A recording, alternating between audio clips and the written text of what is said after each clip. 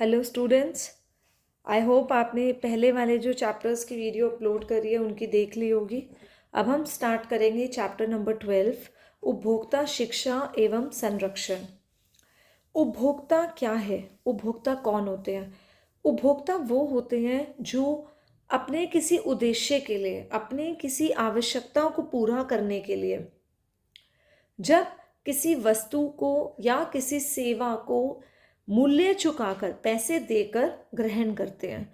बेशक आप एक बिस्किट खरीदने जाएं तो आप उपभोक्ता हैं, आप पैसे देकर ट्यूशन लेते हैं तो आप उपभोक्ता हैं, आप वॉशिंग मशीन खरीद रहे हैं आप उपभोक्ता हैं, आप ब्यूटी पार्लर में जाके अपना कोई सेवा ले रहे हैं, पैसे दे रहे हैं उसके लिए, तो आप उपभोक्ता हैं। पहले एक बार इस चैप्टर की हमें इस चैप्टर में क्या क्या करना है। उपभोक्ता शब्द का अर्थ, उपभोक्ता शिक्षा का महत्व, कुछ टर्म्स हैं यहाँ पर,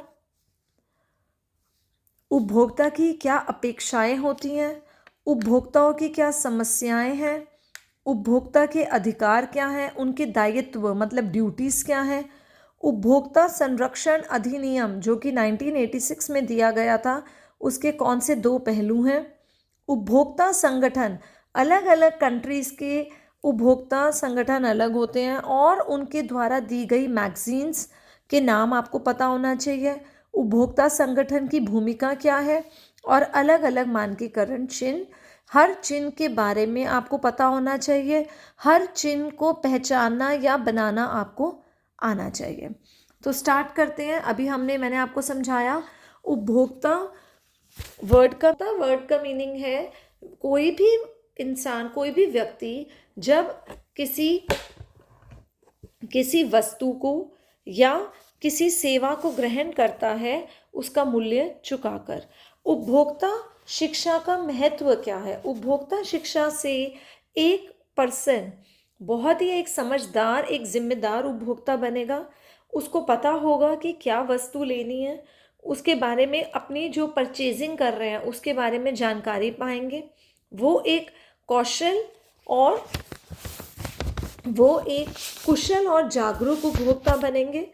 वो जो बेचने वाले पर्सन है उसकी चाल में, उसकी धोखाधड़ी में नहीं फंसेंगे। उपभोक्ता को मानकीकरण चिन्ह का महत्व पता होगा। अगर आप उपभोक्ता शिक्षा कर रहे हैं तो उससे आप एक उपभोक्ता के हित में, उपभोक्ता के बेनिफिट में जितने कानून बने हुए हैं उनकी जानकारी होगी। और उपभोक्ता शिक्षा के द्वारा हम अपने धन, अपने पैसे को वेस्ट नहीं होने देते, हम उस पैसे को सही जगह पे यूज़ करेंगे। आगे देखते हैं। कुछ टर्म्स हैं। उपभोक्ता उत्पाद का मतलब होता है वो वस्तु जो एक उपभोक्ता अपनी आवश्यकता के लिए, अपने लिए, अपनी ऑर्गेनाइजेशन जहाँ वो काम करता है, अपने घर के लिए, रिश्तेदारों के लिए खरीदता है। उपभोक्ता व्यवहार का मतलब है जब हम कोई सामान खरीद रहे हैं उस समय हमारे द्वारा लिया हुआ निर्णय, उसे कहते हैं उपभोक्ता व्यवहार। उपभोक्ता फोरम वो फोरम होती है जो उपभोक्ता के हित के लिए काम करती है, उपभोक्ताओं के हित की रक्षा करती है और उपभोक्ता की समस्याओं का समाधान निकालती है। उपभोक्ता आगमन संख्या का मतलब होता है एक दुकान पर या किसी स्टोर या किसी मॉल में एक दिन में आने वाले उपभोक्ताओं की संख्या को उपभोक्ता आगमन संख्या कहते हैं। उपभोक्ता की अपेक्षाएं। उपभोक्ता की अपेक्षा, पहली अपेक्षा है उचित कीमत। मतलब जब आप आप मिठाई वाले के पास गए, आप किसी मिठाई की दुकान पे गए 1 किलो मिठाई लेने, आपकी अपेक्षा मतलब उम्मीद, हमारी उम्मीद दुकानदार से होगी कि वो हमें उचित कीमत पे मिठाई दे, मिठाई का सही वजन और सही माप हो, वो अपनी बिक्री में नैतिकता रखे, धोखेधड़ी ना करें, उस मिठाई की क्वालिटी अच्छी हो, उस मिठाई में असली सामान यूज़ किया हो, मिलावट ना हो, और वो हमें उस मिठाई के बारे में उपयुक्त जानकारी दे। जैसे कि कुछ दुकानदार बताएं कि ये मिठाई देसी घी की बनी है, ये मिठाई हमारे यहाँ कल बनी थी, आप इसको 2 दिन तक खा सकते हो सिर्फ, ठीक है, या इस मिठाई में खोया डला हुआ है। तो जो भी जानकारी आप उस देनी चाहिए वो दुकानदार को दे हमें। तो ये 6 अपेक्षाएं हैं जो हर उपभोक्ता दुकानदार से या जिससे भी वो खरीदारी कर रहा है उससे उम्मीद करता है। उचित कीमत, सही वजन माप, बिक्री में नैतिकता, गुणवत्तापूर्ण उत्पाद, असली सामान और उपयुक्त जानकारी मिलना। अब नेक्स्ट टॉपिक पे चलते हैं, उपभोक्ता की समस्याएं क्या क्या हैं। कम स्तर की खराब गुणवत्ता वाली वस्तुएं। अब इसी पे बात करते हैं। अभी आपने मिठाई वाले की बात करी, तो आप 1 किलो मिठाई लेने गए हो, आपने वो मिठाई आती है 600 रुपये किलो, आपने 600 रुपये दिए, लेकिन पैसे आपने पूरे दिए, लेकिन उस 600 रुपये में आपको कम क्वालिटी वाला फूड मिला, आपको वो क्वालिटी नहीं मिली जिसके लिए आप 600 रुपये दे रहे हो।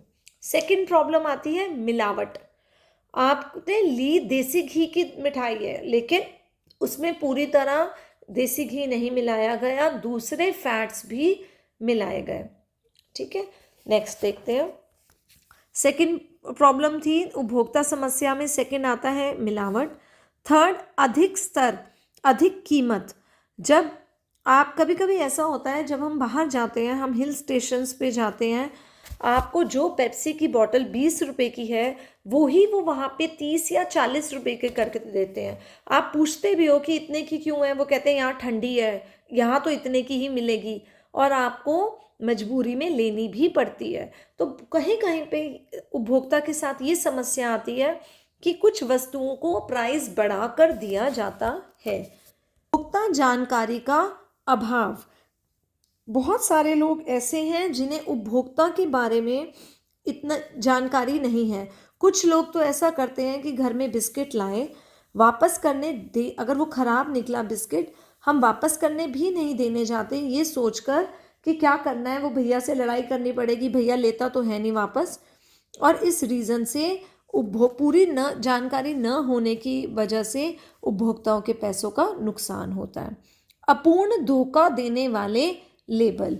आपने एक प्रोजेक्ट भी किया है होम साइंस में जिसमें लेबल्स की स्टडी करी है, तो बहुत सारी जगह ऐसा होता है जो लेबल की इंफॉर्मेशन कंप्लीट नहीं दी जाती।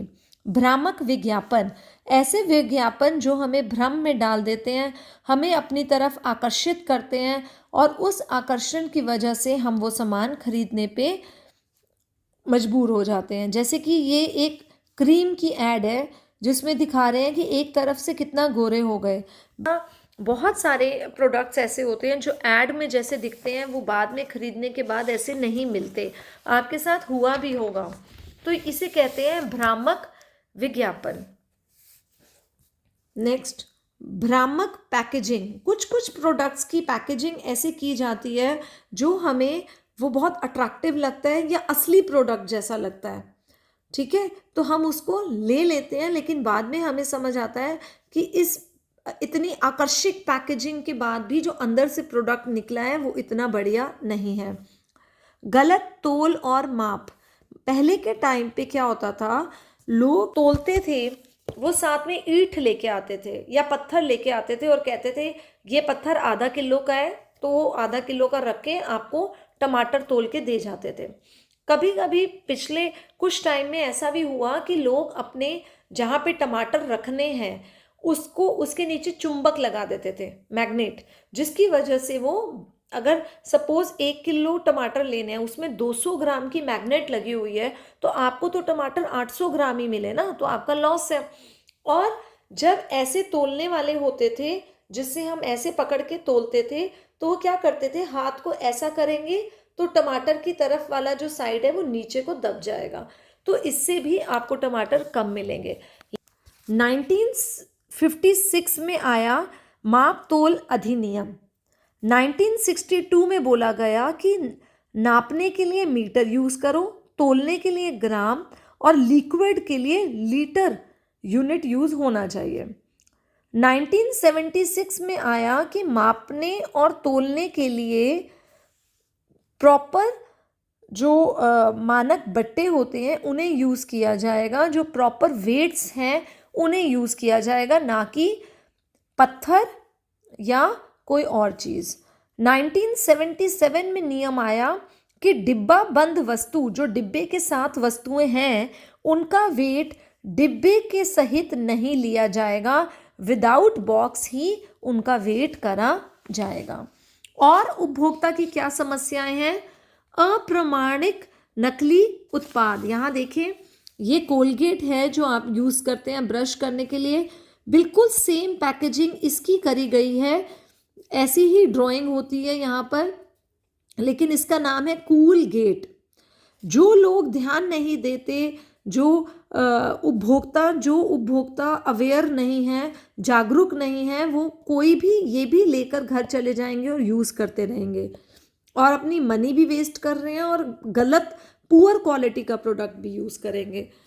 नेक्स्ट, उपभोक्ता को लुभाने के लिए बिक्री संवर्धन। संवर्धन मतलब प्रमोशन, अपनी बिक्री का प्रमोशन करने के लिए उपभोक्ता को लुभाया जाता है। कैसे? सेल्स लगाकर, 50% सेल, 10% खरीदने पे 10% सेल, एक के साथ एक मुफ्त। कोई बुद्धू ही होगा जो एक के साथ एक चीज़ मुफ्त दे दे? देता है कोई मुफ्त? नहीं। कहीं ना कहीं उनका जो बेनिफिट है, उनका जो प्रॉफिट है, वो अपना पूरा कर लेते हैं, सेल में भी कर लेते हैं, बट हम उसकी तरफ आकर्षित होकर सामान खरीदने लग जाते हैं। यहाँ देखेंगे, ये क्वेश्चन 2022 में आया था। बिक्री संवर्धन के लुभावने हथकंडे। बिक्री को, अपनी सेल को बढ़ाने के लिए कौन से लुभावने हथकंडे इस्तेमाल किए जाते हैं? पुराने के बदले नए सामान की अदला बदली। पुराना सामान दो, उसमें हम 100 रुपये की आपको डिस्काउंट देंगे और नया सामान ले जाओ। इसके चलते बहुत सारे लोग अपने पुराने कपड़े, पुराने बर्तन लेके चल पड़ते हैं कि हमें तो डिस्काउंट मिलेगा। बोनस, 10 इतना खरीदने पे, 2 खरीदने पे, तीसरे पे 20% ऑफ। लकी ड्रॉ, 5,000 का बिल बनने पे आपका नाम लकी ड्रॉ में डाला जाएगा। भ्रामक विज्ञापन, ठीक है, गलत विज्ञापन। सेल और छूट, मुफ्त उपहार, आप इतने का ले लीजिए, 5,000 का सामान ले लीजिए, आपको साथ में एक लिपस्टिक फ्री मिलेगी, आपको ये फ्री मिलेगा। भ्रामक पैकेजिंग, आकर्षक पैकेजिंग करना। डुप्लीकेट, नकली उत्पाद को असली की तरह बेचना। तो ये है बिक्री को बढ़ाने के कुछ हथकंडे। इसके बाद हम चलते हैं उपभोक्ता संरक्षण अधिनियम, जिसे हम कहते हैं CPA। बेटा ये फुल फॉर्म में भी आ सकता है। कंज्यूमर प्रोटेक्शन एक्ट 1986 में लागू हुआ। क्या लागू हुआ? उपभोक्ता संरक्षण अधिनियम कब लागू हुआ? 1986 में। इसके 2 पहलू थे, पहला, दूसरा। 2 पहलू, बहुत बार पूछा जाता है ये क्वेश्चन। उपभोक्ता संरक्षण अधिनियम 1986 के 2 पहलू बताइए। पहला पहलू था कि हर उपभोक्ता को हक है अपनी शिकायत दर्ज करने का और उसके अपनी शिकायत से संबंधित जो दुकानदार हैं उनसे निवारण सल्यूशन प्राप्त करने का। मतलब हर उपभोक्ता, प्रोडक्ट से प्रॉब्लम हुई है, उसको हक है वो जाकर शिकायत करे और उस शिकायत के बदले उसको कोई निवारण मिले। सपोज आपने 20 रुपये की, आपने कोई ब्रेड खरीदी, आपने ब्रेड पे लाए घर, आपने देखा उस पर उल्ली लगी हुई है, फंगस लगा हुआ है, आप वापस देने जा, आपके पास वो ब्रेड है, फंगस लगी हुई। अब उपभोक्ता संरक्षण अधिनियम का पहला पहलू कहता है कि उपभोक्ता को हक है अपने खरीदे हुए उत्पाद पे शिकायत करने का, उस शिकायत संबंधित निवारण प्राप्त करने का। ठीक है। उसका दूसरा पहलू कहता है कि अगर एक दुकानदार की लापरवाही की वजह से, एक दुकानदार की गलत सेल की वजह से अगर किसी उपभोक्ता को कोई नुकसान पहुंचा है, कोई हानि पहुंची है, कोई क्षति पहुंची है, तो उसके बदले में दुकानदार को जो हर्जाना है, उसकी हानि का हर्जाना है, वो पूरा करना पड़ेगा। ठीक है। हर्जाना मतलब एक तो आपको हो सकता है आपको वो वस्तु वापस करनी पड़े, भाई आपने 20 रुपए की ब्रेड ली, अच्छा चलो मैं आपको ब्रेड के बदले ब्रेड दूंगा। और अगर वो कोई केस कर दे उस दुकानदार के ऊपर, तो उस दुकानदार को उसका हर्जाना भी भरना पड़ेगा।